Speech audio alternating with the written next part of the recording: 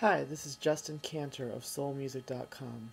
You're about to hear some of my 2010 interview with Wendy Moten, who first achieved popularity in the early 90s with her beautiful performance of the ballad Comin' Out of the Rain.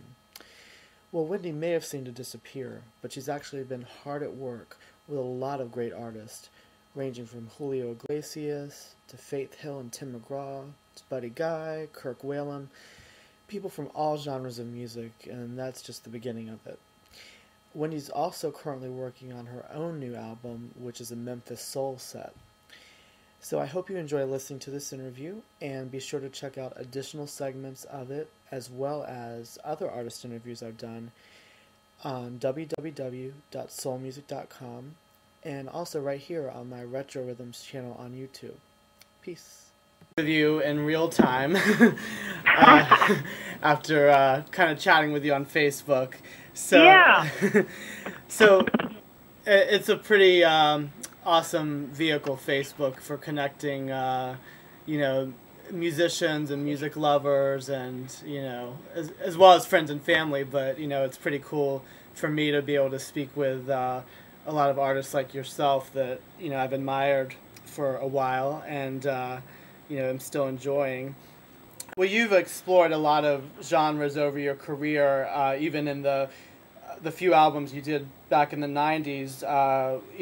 Your first album kind of mixed R&B and pop ballads, and then with Life's What You Make It, you had more of a rock kind of a feel to it.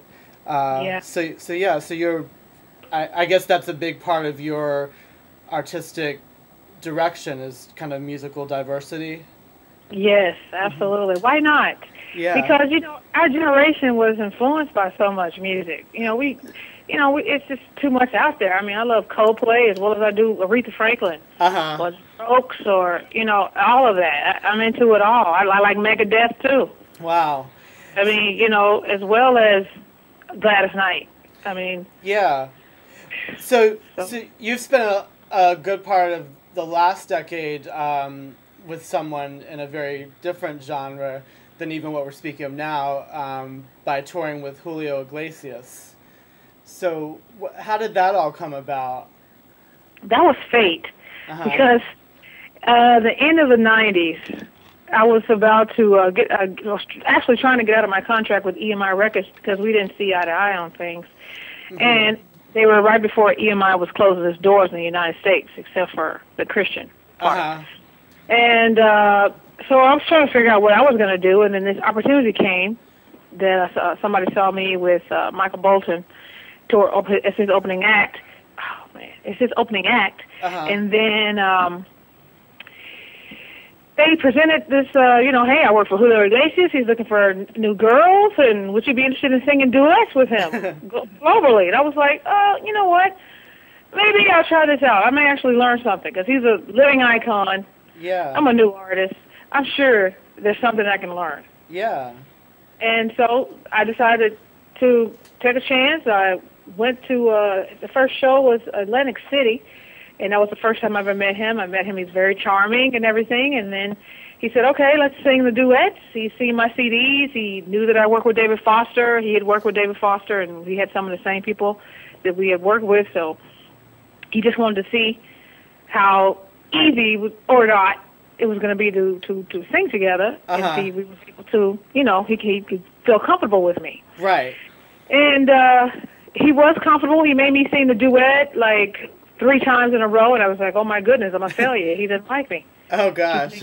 Yeah, I panicked. Like, Julio Iglesias doesn't like me. I am a loser. Okay? And then when I found out, after I did my little audition, people were like, congratulations, congratulations. I said, what? They were like, oh, you got the gig. I said, well, hi. Nobody said, he didn't say you're hired. He was just, just one of those things. And they said that while he was behind me, he was like, the first time he thought I was lucky. The second time he thought I was lucky. The third time he was like, okay, she's real. Oh, wow. And so, I've been learning from him ever since. I just love singing with him. Were you familiar with his music much before you started working with him? Well, his name is iconic, so you know the name. Right. But I didn't know the whole history of music. And of course, To All the Girls I Loved Before was very popular, so we all know that one. Right. But I didn't really know as much as I know now. Then I just knew he's an icon, and, you know, he's a living legend. Wow, that's really cool. I noticed on that you've gone to a lot of different countries, and I mean, has it been, particularly through touring with him, some of the more out-of-the-way places that you've gone to, like, Algeria, Paraguay, Zimbabwe, Lithuania? I mean, where all have you gone with him, and what has it been like traveling to those places? Well, I've always traveled since high school out of the country. So I was very fortunate to do that. I always traveled, even, you know, did the whole Mediterranean, you know, so I went to Turkey and all these places. So I'm used to traveling a lot, going to Japan a lot. And then when I met him, it just, like, got out of control. It was like travel on steroids or something. It was like, okay, we're in Syria, we're in Serbia, we're going to Israel, we're going to Kazakhstan, Uzbekistan. I was like, yeah. I remember when we were going to Angola. And Angola had just, you know, only stopped fighting, like, for 3 years. That's not long enough when they've been fighting for 27. Right, right. 3 years is like, we're not really sure yet. You know, we won't. They're not. And there we are in Angola for the president of Angola. And Julio was like, you know, we had to take shots and stuff. We were at a show. We had a concert that night, and everybody was getting shots. And a couple of the girls, one girl was about to get married, and she was like, I'm not going, because I don't know what's going to happen over there, and blah, blah, blah. And the other girl was like, oh, my mommy said I can't go. Now, she can do whatever she wants. She's a grown woman, but this time she said, my mommy said I can't go. So he looked at me and one of the other girls, he's like, are you girls scared to go? I said, of course not, let's go. He was like, okay, yeah, let's go. Even though he was going anyway, but I was letting him know that, you know what, when am I going to get back to Angola? Ever, never. Right, right. Never. And you know, so he knows I have this sense of adventuresome and you know, want to go and see these places. And so he likes that. Now, a few years ago, I don't know if it was your first time in this genre, but you also got experience on a large scale in the country music field when you toured with Tim McGraw and Faith Hill. Yeah. So tell me about that experience.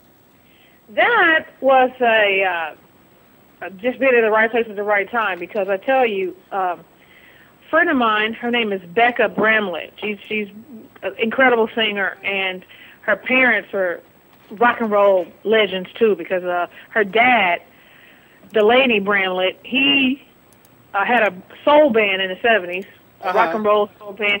Eric Clapton joined his band. That's just how bad they were. Oh, wow. Oh, yeah. So Becca, you know, she's used to Jimi Hendrix sitting in the, you know, in the living room and all the rock and roll legends just hanging out. So she is a well-known singer here in Nashville, and she does a lot of sessions. And her and Faith worked together a lot, and she knew Faith before. Didn't she do something with Fleetwood Mac, too? Yes, she was. Okay. She you know, filled that role when the main lady, the queen, left. Okay. And Becca, yeah, that's Becca. Okay, yeah. And so Becca was writing songs with Faith, and they became close friends. And then Faith had to do a television show in 2005 for NBC, a Christmas show. Yeah, I remember that.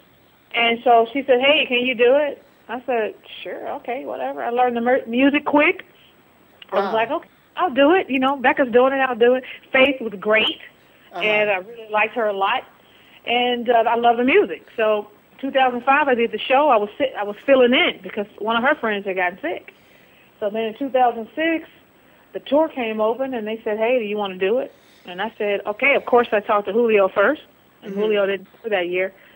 And he said, but make sure you come back. I said, I will. With Julio, what exactly is your role in his shows? Because I read that you're a featured vocalist, so you're not just singing backgrounds for him. You're duetting with him throughout the show? Or okay. I sing duets with him throughout the show. That depends on what he feels like calling. There's one song that we do every show called All of You, the one he did with Nana Ross. Oh, right, yeah. And then sometimes he'll throw in a couple of other songs and like, come sing this with me. Sometimes we do Unforgettable or whatever he feels. Now, are they all in English, or do you do some songs in Spanish as well, or? No, we sing songs in at least 5 languages.